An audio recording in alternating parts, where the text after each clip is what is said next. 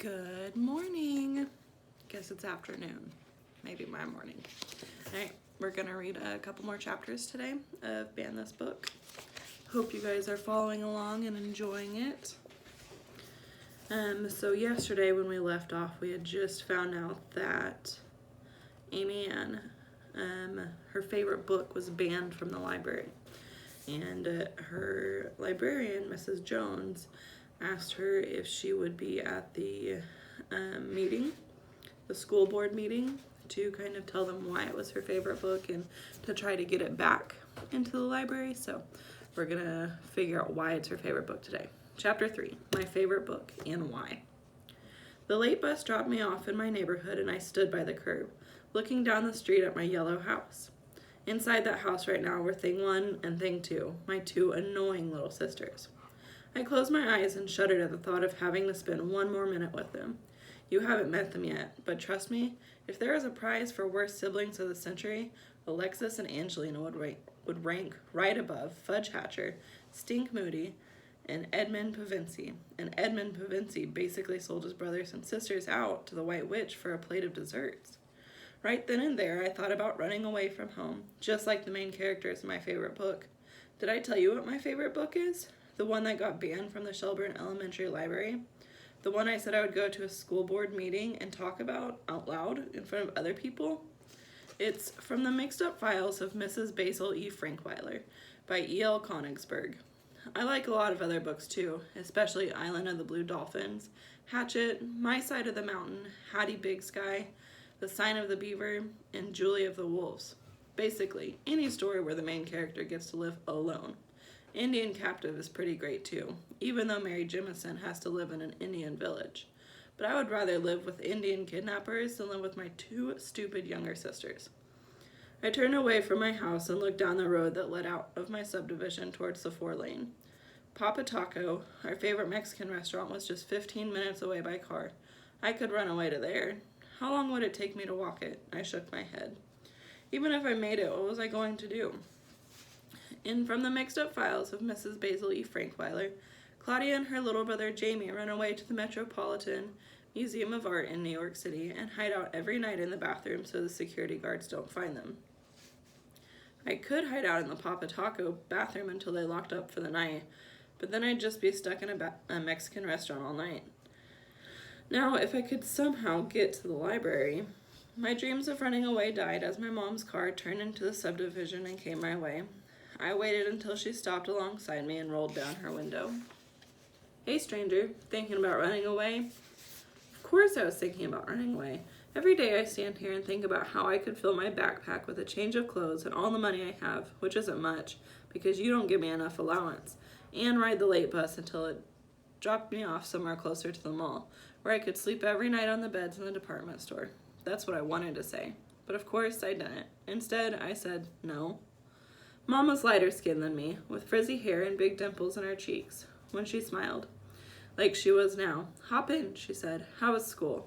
She asked as we cruised the 30 seconds to our driveway. I wanted to say, it was awful. My favorite book got banned and Mrs. Jones asked me to come to a school board meeting and talk about it, and I said yes, and I don't know how I'll ever do it. But instead I just said, fine. Don't put your braids in your mouth, Mom told me for the millionth time. My whole head is covered in braids, some of them with little beads at the bottom. I suck on them when I get nervous, which is a lot. Mom pulled in beside Dad's truck. I got out and stood by the car, reluctant to go inside. Oh, come on, Mom said. It's not that bad. Oh, yes, it is, I wanted to say, but of course I didn't. Chapter 4, Ponies in Pink Tutus. Our two huge Rottweilers, Flotsam and Jetsam, met us at the door to lick my face. They were so tall they came up to my armpits. Off, off, I said, trying to pet them so they knew I had said hello. They barked and wagged their tails, squirming around in front of us so much I couldn't move. I had to follow my mother like she was an icebreaker ship, pushing past the dogs into the kitchen. Dad was there stirring 2 pots on the stove and baking something in the oven and making a salad. Dad was tall and thin, with skin as dark as mine and muscular arms from laying bricks all day. He had his opera music playing loud again, some Italian lady singing like somebody was shaking her by the shoulders the whole time. Spaghetti in 15 minutes, he told us. Alexis, he yelled, come set the table. I've asked her 3 times. I can't, Alexis called from her room down the hall. I'm changing for ballet. Amy Ann, will you do it, honey? No, Alexis always has some excuse not to do what she's told. Make her do it. That's what I wanted to say. But I knew from experience it didn't make any sense to argue. It never had. It was easier for everybody concerned if I just went ahead and did it. I dumped my backpack on the floor and went to the cabinet for the plates. Mom disappeared down the hall to change out of her work clothes. How's chess club? Dad asked me, and I cringed a little. I took the late bus home every day because I told my parents I was staying late for different clubs.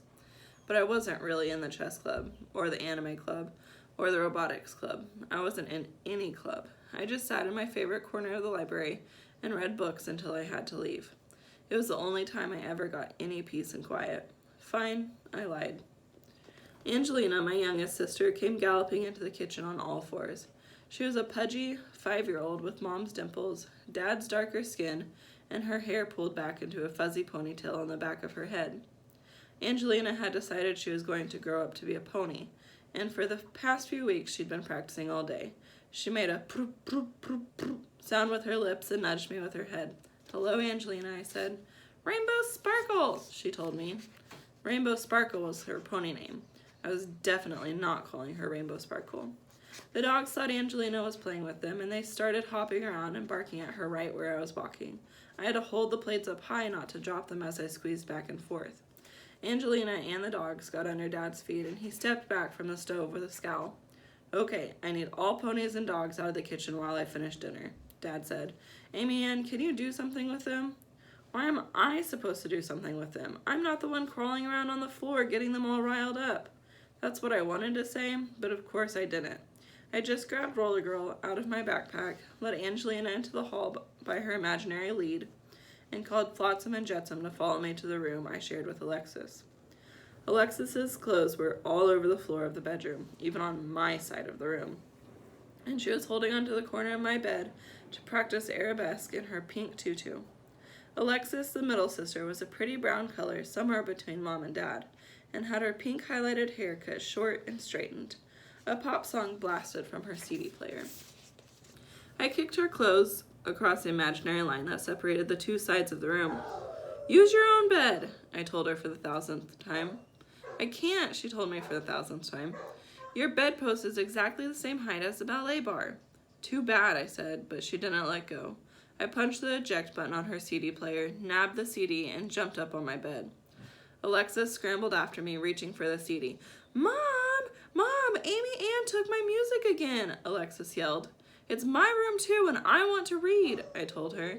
Amy Ann, Mom called. Amy Ann, give your sister back her CD. Why? It's half my room too, I wanted to say, and I don't want to listen to Taylor Swift while I read, but I knew it wouldn't do any good. Alexis always got to practice her ballet whenever she wanted to. I tossed the CD like a frisbee onto Alexis's bed, and she dove across the room for it. I called the dogs, and they followed me as I stomped into the hall. Mom had changed clothes and was headed to the kitchen when her phone rang. Don't answer that, Dad yelled. Mom took her phone out of her pocket and looked at it. It's the office. Definitely don't answer that, Dad yelled. Mom answered it. Hello? Yes. You're kidding. Redo the presentation? Really? Before the end of the day tomorrow? But it's not due until... No, I'm home already. About to sit down with my family and... She covered the phone with her hand and called out to my dad.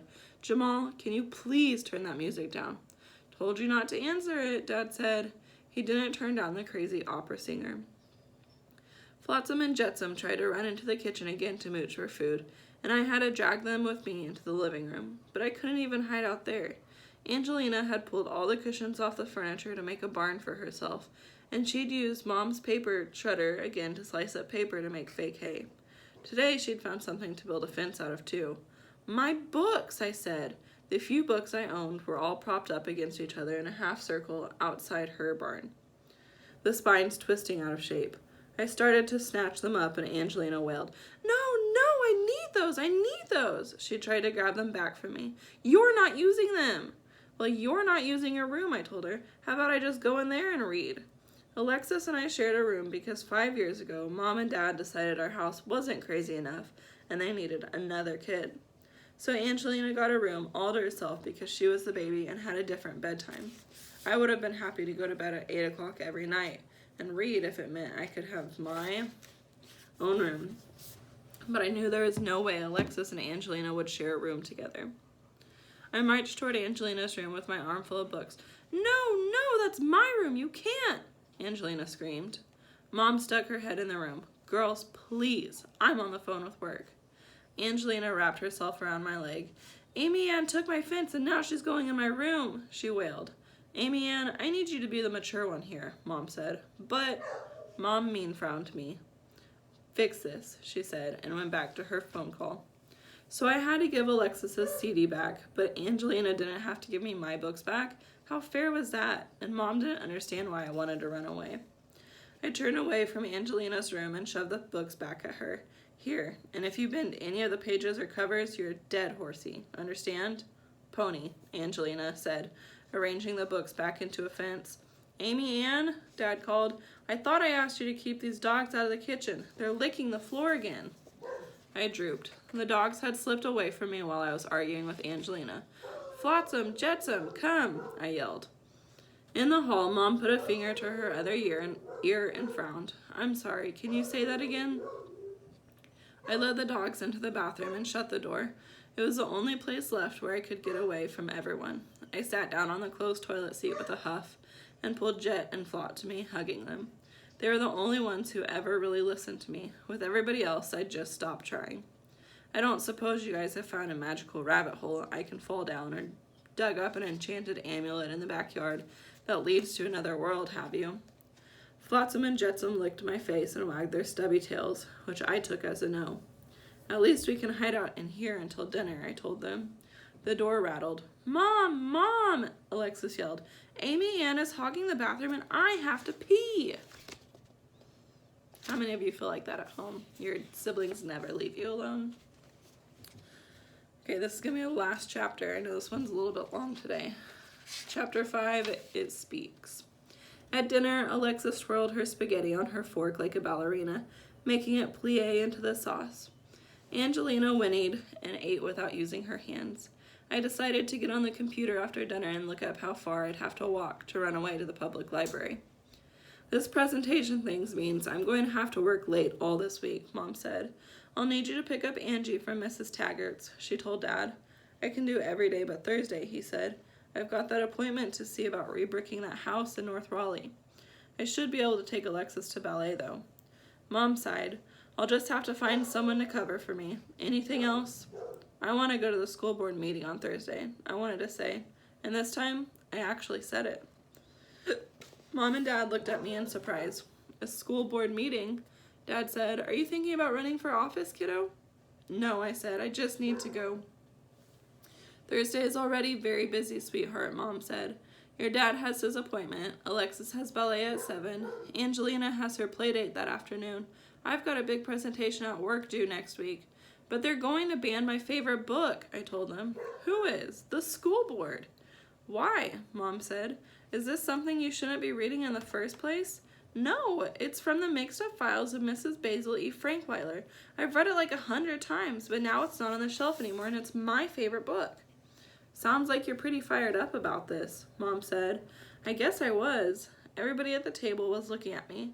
Angelina had even stopped pretending to be a pony. Mom and Dad glanced across the table at each other, saying something to each other without saying anything like they sometimes do. And Dad said, I guess I could take her, if you can pick up Angelina and take Alexis to ballet too.